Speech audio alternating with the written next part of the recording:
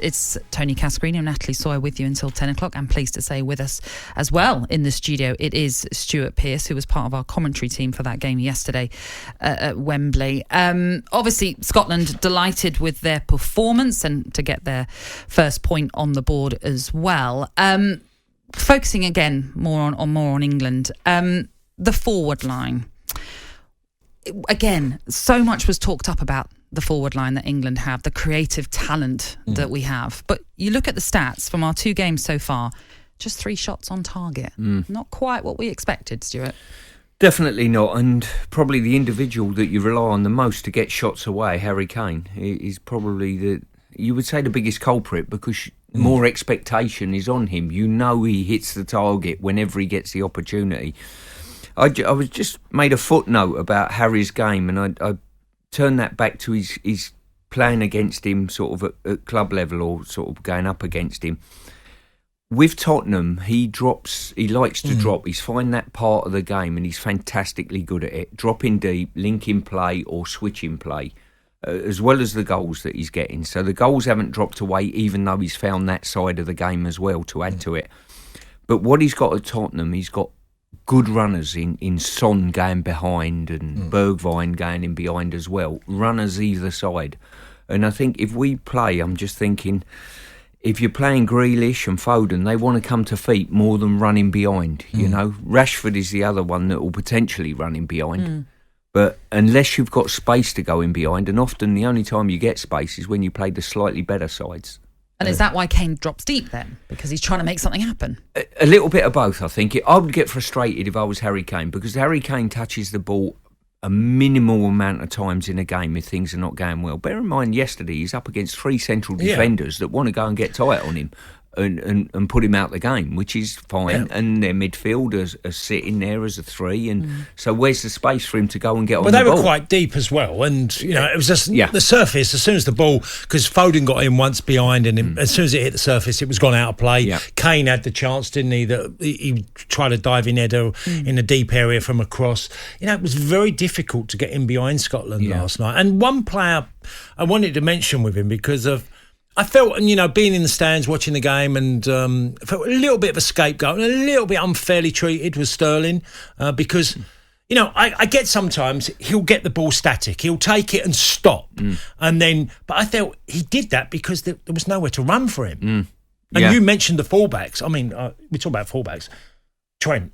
It was a perfect night for Trent. I said that in commentary to the boys. I said, it's just amazing. You know, we picked 4 right-backs within the squad. This was the perfect game for him, because he had nobody directly to deal with defensively, which probably would have suited him to gallop on a little bit, and he can deliver crosses without getting beyond people as well. So he would have been an absolute brilliant foil for last night. But listen, he's not here, and that's the nature of the game. So what does Gareth Southgate do about Harry Kane then? Because, you know, yesterday he did look a little lethargic. He was obviously taken off at the 2nd successive game that we've seen Gareth Southgate do in this European Championships. Is he droppable in your eyes? No, he is for me, if Harry Kane don't hit it off at this tournament and Harry doesn't score, England's fortunes are gone in the main in regard to going all the way, definitely in the competition. What they would say, I think Gareth, he'll be out taking the players to train that didn't play yesterday, and in the afternoon I think he'll be sat there with his coaches decoding the game and saying, the question I would ask the group, how can we get more out of Harry? You know, he is a world-class player. There'll be a clamour for his signature this summer, and someone will pay north of £100 million for him comfortably because of his goal record and everything. So is it to give him a partner up front, and what that looks like to the dynamic of the rest? Is it to get him players to go in behind a little bit more? Do we want him to carry on dropping a little bit deeper for England, to get on the ball, to set things up? Because I always find quite often, if you're going to get chances, you've got to go through the centre forward first near enough, you know, ball up to him, and it might be back to the midfield just to pull a defender out of the situation, get it wide, and then it comes in the box. So somewhere down the line, the centre forward has got to be part of the build-up in some way, shape or form. If he doesn't retain the ball, you'll never set up an attack. No. So for me, the big question for the England coaching staff is how do you get the best out of him? Whether it be put Calvert-Lewin with him, would that help him in some way, shape or form? And then what does the shape of your team look like behind? I think you've touched on it already as well, Stuart, is that, get to knockout stages, better teams will be more adventurous, will leave you space, you can exploit that space, and runners can get in there. Yeah. And I think that will change, and that will help Harry, certainly. But you talked about getting in behind, and perhaps that's the services he needs with Sterling and maybe Rashford. Now, what about the substitution of taking Kane off to bring on Rashford? Would it not have made more sense to keep Kane on, but bring on Rashford? I think sometimes you sniff when a player's going to sort of have an impact, you know what I mean? And for me, it got to a stage in the game where I think Harry weren't turning his own game performance round. I don't read too much into taking anybody off, whether they're the captain or whether they're not. It's just part and parcel of the squad situation. I know full well that he'll probably be starting the next game because you need Harry to find a little bit of form. We inherently, over the last, I've been watching England now with Gareth at the helm, we've looked really good against the better sides on the counter-attack. There was a performance in Spain. Spain come on to us. We were sensational. Pace, power on the counter-attack. Every time someone banks up behind us, and that's probably for most teams in world football, it's very, very difficult to break them down. It's not easy. And it's not about making Kane the scapegoat. The reason we're focusing on Kane is because he's the captain, he's the talisman, and that's why we're talking about him right now. And you mentioned also this potential transfer. A lot of people are saying, is that something that could be weighing on his mind? And look, there's also the mess of what's going on at Tottenham with the managerial situation. Could that be playing any part in this? If it was another player, I'd say potentially yes. Harry Kane, no. I think he's mentally very, very strong. I get that impression. I don't know him particularly well.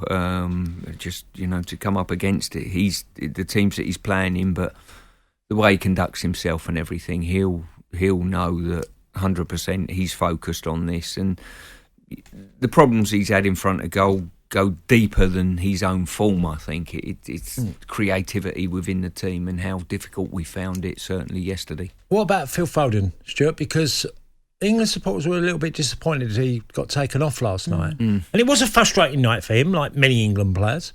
Yeah. Once again, I'd have probably made the same substitution if I'm being quite honest with you. I think we've got so many options. I've written down as 10, 11 players that you can play in those advanced front four. And it's the real trick is just to get the balance right, and it's easier said than done because on any given day you don't know. You trust Harry Kane in the main to deliver a really good performance. If someone's going to hold it up, intelligent play, all of those type of things. And 90% of the time he does it, but he's not a robot, and he relies on others around him. When we pick the side on Tuesday night, if we all turn around and say, right, there's the team, and then I said to you two, right, you tell me which ones are going to play really well.